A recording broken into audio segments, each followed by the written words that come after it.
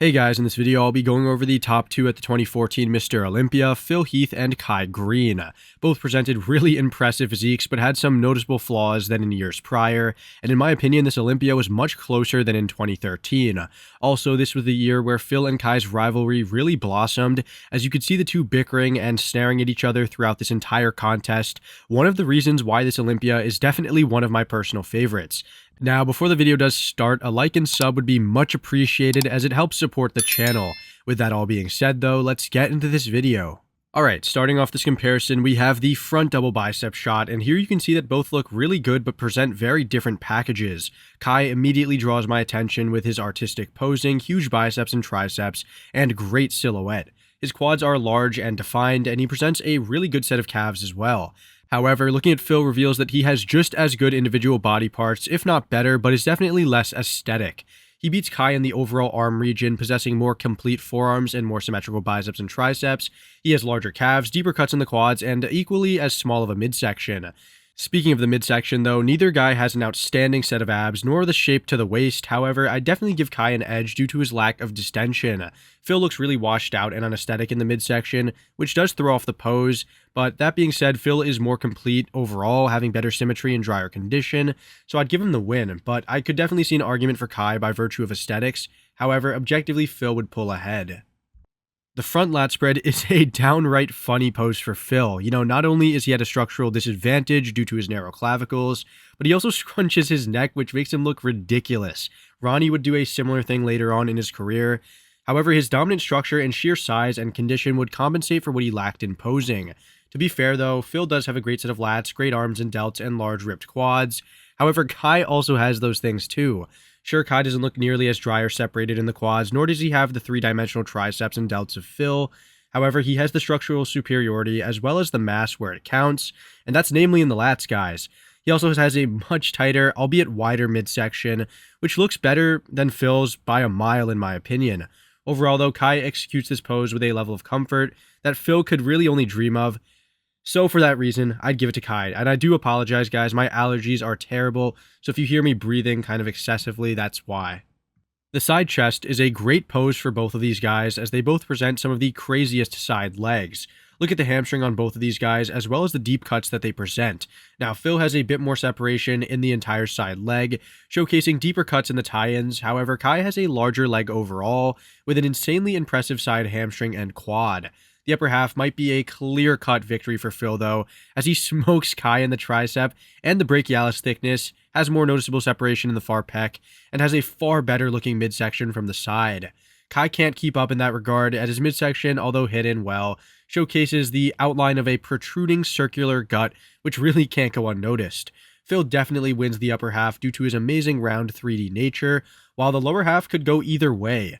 Personally, I'd give the lower half to Phil since he has more detail and a deeper separation, and therefore I'd give the entire pose to him as well. Kai looks amazing as well, don't get me wrong guys, but Phil looks way more polished. Here's the rear double, and wow guys, take a look at the backs on these two. They are showcasing some of the greatest backs of all time, and honestly, I am immediately drawn to Kai. His arms are large and peaky, his legs show the freakiest silhouette, and his back is insane. That being said, looking over at Phil and carefully analyzing his physique exposes the flaws that, would have otherwise gone unnoticed for Kai. Phil destroys Kai in the forearm and the upper body conditioning and hardness, and matches him in the lower body conditioning and hamstring development. Moreover, Kai's traps, while not bad, do get exposed big time by Phil's massive pronounced ones, and the overall hardness that Phil brought really is unbeatable. In all honesty, if Kai was a bit drier and grainier in the upper half, I would certainly pick him to win here, as I do prefer the overall look that he has. However, Phil, while smaller by just a bit, has much more polish and refinement to his entire look. Guys, let me know down below, who would you have winning this pose though?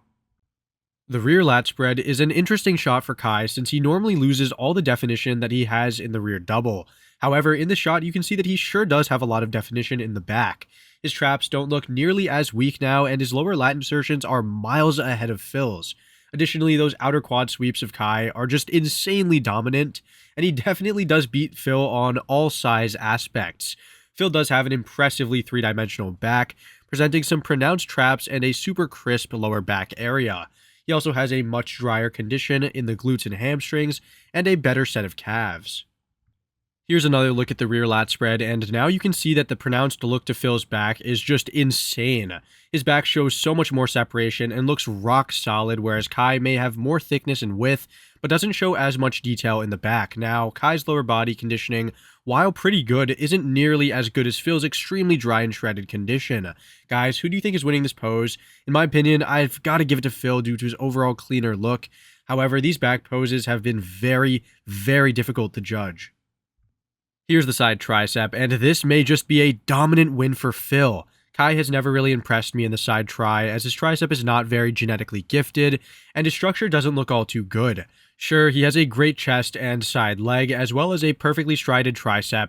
However, Phil has an equally as strided tricep with much more thickness, as well as a comparable side leg. We can't really see the full picture though, due to the angle of the shot, so let's take a look at another picture.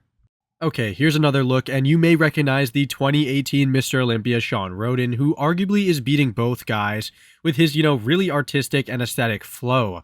Anyways, you can see that the disparity in the actual triceps themselves between Kai and Phil is rather large. Phil obliterates Kai in the tricep and the shoulder as well as in the overall conditioning and dryness in the physique.